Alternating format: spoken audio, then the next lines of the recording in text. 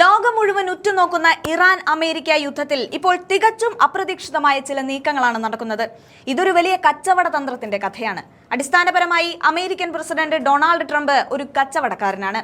ലാഭമില്ലാത്ത ഒരു കാര്യത്തിനും അദ്ദേഹം നിൽക്കില്ല. ഇറാനെതിരെ യുദ്ധത്തിനിറങ്ങുമ്പോൾ ട്രംപിന് ചില കണക്കുകൂട്ടലുകൾ ഉണ്ടായിരുന്നു. എന്നാൽ യുദ്ധം തുടങ്ങി 10 ദിവസം കഴിഞ്ഞപ്പോൾ അദ്ദേഹത്തിനൊരു കാര്യം മനസ്സിലായി. ഇത് വിചാരിച്ചത്ര എളുപ്പമല്ല.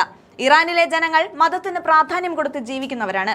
അമേരിക്കയുടെ ബോംബേറ്റ് മരിച്ചാൽ അത് രക്തസാക്ഷിത്വമാണെന്ന് വിശ്വസിക്കുന്ന ഒരു ജനതയെ ബോംബിട്ട് പേടിപ്പിക്കാൻ കഴിയില്ല എന്ന് ട്രംപ് തിരിച്ചറിഞ്ഞു. ഇവിടെയാണ് കഥയിലെ പ്രധാന വഴിത്തിരിവ്. കഴിഞ്ഞ ദിവസം ട്രംപ് പെട്ടെന്നൊരു പ്രഖ്യാപനം നടത്തി. ഞങ്ങൾ യുദ്ധം ജയിച്ചിരിക്കുന്നു. ഇറാന്റെ 90% സൈന്യത്തെയും ഞങ്ങൾ നശിപ്പിച്ചു. ഇനി അവിടെ യുദ്ധം ചെയ്യേണ്ട കാര്യമില്ല. സത്യത്തിൽ ഇറാൻ അപ്പോഴും യുദ്ധം തുടരുകയായിരുന്നു. സൗദിക്കും ഇസ്രായേലിനും നേരെ ഡ്രോൺ ആക്രമണങ്ങൾ നടക്കുന്നുണ്ടായിരുന്നു. എന്നിട്ടും എന്തുകൊണ്ടാണ് ട്രംപ് ഞാൻ ജയിച്ചു ഇനി നിർത്തുന്നു എന്ന് പറഞ്ഞ് തലയൂരാൻ നോക്കുന്നത്? ഇതിന് പിന്നിൽ റഷ്യൻ പ്രസിഡന്റ് വ്ളാഡിമിർ പുടിന്റെ ഒരു ഫോൺ കോൾ ആണെന്നാണ് അന്താരാഷ്ട്ര നിരീക്ഷകർ പറയുന്നത്. പുടിൻ ട്രംപിനെ വിളിച്ച് ദീർഘനേരം സംസാരിച്ചു.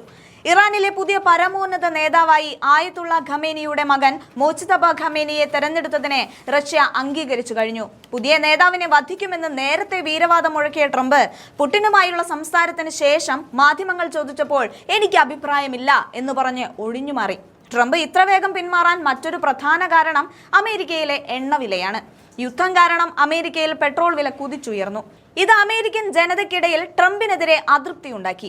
യുദ്ധം നീണ്ടുപോയാൽ അത് തന്റെ പ്രതിച്ഛായയെ ബാധിക്കുമെന്ന് ട്രംപ് ഭയക്കുന്നുണ്ട്. അതുകൊണ്ട് കൈ പൊള്ളുന്നതിന് മുൻപേ ഞാൻ ജയിച്ചു എന്ന് പ്രഖ്യാപിച്ച് സമാധാനത്തിന്റെ വെള്ളരിപ്രാവാകാനാണ് ട്രംപിന്റെ ശ്രമം. എന്നാൽ ഈ നീക്കം ഇസ്രായേലിനെ വല്ലാതെ പ്രകോപിപ്പിച്ചിട്ടുണ്ട്. ഇറാനെ പൂർണ്ണമായും ഇല്ലാതാക്കുക എന്നത് ഇസ്രായേലിന്റെ നിലനിൽപ്പിന്റെ പ്രശ്നമാണ്.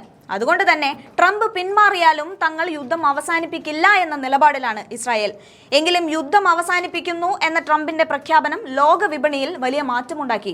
എണ്ണവില കുറയുകയും ഓഹരി വിപണി ഉയരുകയും ചെയ്തു. ചുരുക്കത്തിൽ തന്റെ സമാധാനത്തിനുള്ള നൊബേൽ സമ്മാന മോഹവും അമേരിക്കയിലെ ആഭ്യന്തര പ്രശ്നങ്ങളും പുടിന്റെ മുന്നറിയിപ്പും എല്ലാം കൂടി ചേർന്നപ്പോൾ തുടങ്ങിയ യുദ്ധം പാതി വഴിയിൽ ഉപേക്ഷിച്ച് മാന്യമായി തലയൂരുകയാണ് ട്രംപ്.